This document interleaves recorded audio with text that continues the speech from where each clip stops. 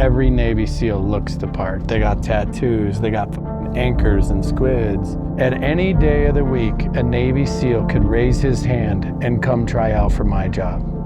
I could never be a Navy SEAL. How much was you practicing shooting when you were going for Delta Force? Like, did it ramp up? Every day. Every day? Every day you go to the range. Is that a bigger thing to like, in comparison to Army? Yeah, it's your job. The Army only qualifies once in a while. Once a year you got to qualify. We run the range every day. Did you know that about Delta Force before? No? I mean, I'd heard of it. I don't know. I don't even know if I'd seen the Chuck Norris movie before I joined the Army. Maybe I did, maybe I didn't. I don't even know. But yeah, I didn't know nothing about it. And there was no internet to know, you know what I mean? It was a huge leap of faith just to even go. Because you don't know nothing about it. Nowadays, there's all kinds of shit on the internet, you know what I mean? You hear a lot about the SEALs and stuff. Is Delta Force a little bit more quiet of a community, like post? Is that indicative of like the people who, or how Delta Force operates versus SEALs operate? Mm-hmm. How would you describe a Delta Force operator? Like, what's the difference in? Most guys, you wouldn't even know what they did. They don't look the part. Every Navy SEAL looks the part. They got tattoos, they got anchors and squids, frog tattoos showing. They use hair gel. Like, it's maybe a veinier culture to where I'm from, you got to blend in. Have you heard of the Grey Man? Yeah. Yeah. Is that more Delta Force then, like the Grey Man? Come on, you think the SEALs are the Grey Man? There's more books about fucking SEALs than ever. You think they're the Grey Man? You know what I mean? I think in their BUDS training, they teach them how to write books or something. You know what I mean? Like, Army guys can't even read. They're not going to write a book. They can't read. You know what I mean? And what's the difference, like, in terms of actual job role as well? Like, so a Delta... At any day of the week, a Navy SEAL could raise his hand and come try out for my job. I could never be a Navy SEAL. What does that tell you? Do you know the acceptance rates and all that kind of stuff? Like pass rates of Delta Force? Slim to none. Good luck.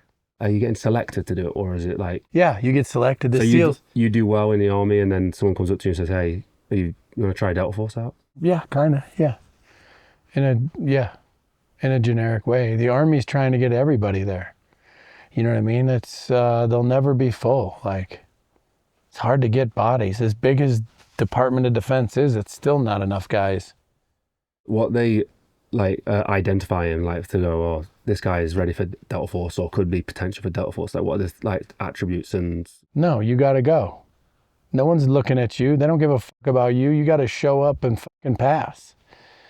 Like, there's no grooming you or like, this guy's going to be great. No one gives a fuck about you. You want to fucking step up and try out, go for it. What are the attributes that you need then? Man, that's a great question, you know, guy needs to be fucking confident. He needs to be able to take little guidance and make the most of it, you know? Make it happen when no one told you to make it happen. Like, just little things that make people great, you know? But it's not just the unit, right? It's fucking, people do this in life. People work for you where you're like, wait, you got your work done already? Okay, I'll give you some more. You know what I mean? There's people like that everywhere, and that's what they're looking for. Yeah, was you one of those kids then, or I guess even when you was just working in general, we have an expression called job and knock in the UK. It's like where you finish your job, you knock off, you go home. But like, was you always given extra, like, even when you was like a mechanic, like, would you give, like, work as hard as you possibly could, even when it was a mechanic? Yeah, I mean, I've always cared about what I did. You know, that's another thing is, like, sometimes guys join the Army or whatever, they're more into their life than they are work. Mm. You know what I mean? And there's guys that care about work and the guys and the, you know what I mean? So I always cared. I tried to keep my guys safe. I protect my guys. I didn't let anyone else fuck with my guys, right? I always tried to keep everybody just kind of, if you worked underneath me, it was a protection in a way. You know what I mean? Why is it important to work hard? Like, what's the reason for working hard? What else you gonna do? You know what I mean? You want to fucking go through life half-assing shit your whole fucking life? You want to do bullshit your whole fucking life? That seems like it'd be more frustrating than like focusing and trying to get good at something. What about the point where it starts to become difficult? You know, like you on the fringe of being great at what you do. The difference between like good and great is a step away. You need to be able to take that step. Most people fail before it gets to the great, and they walk away and they don't do it again. And what most people don't know is greatness is a step away. Take that fucking step. You know, when you was like doing all of this, did you fail in some of the tests? I failed every fucking thing, every fucking time. Like, I fail everything. You know what I mean? Like, and if you're gonna fail quick, fail often, figure it the fuck out. You know what I mean? Failure is the best learning tool. You will never get good in a zero defect mentality. You know what I mean? You have to make mistakes to grow. Have to. So I would encourage everyone, start making mistakes fucking today. Yeah. You know what I mean? And those mistakes will tell you what you like or don't like, so you know yourself. Even big things? Even big things. Everyone's gonna fail, man. Like, nothing's perfect. Life isn't perfect. You can get used to it. You know what I mean? Literally, I failed fucking every fucking thing. I failed everything. Like, I don't know, I was gonna try to name shit, but I failed so much shit. It'd be easier just for me to say I failed a ton of shit than me to just start fucking naming everything, you know what I mean? I think that's one of those things that freezes people, is that fear of failure. Some people don't even get started in the first place. Yes, they'll never fucking go. This is the biggest thing, is like selection. Just fucking go, figure it out. But a guy who doesn't like to fail, doesn't know what this is about, he's not gonna go try. You know what I mean? So back in the day, before the internet, we got guys that were truly not afraid of failure. Once the internet came out and you kind of know how it works, you know what to expect, right?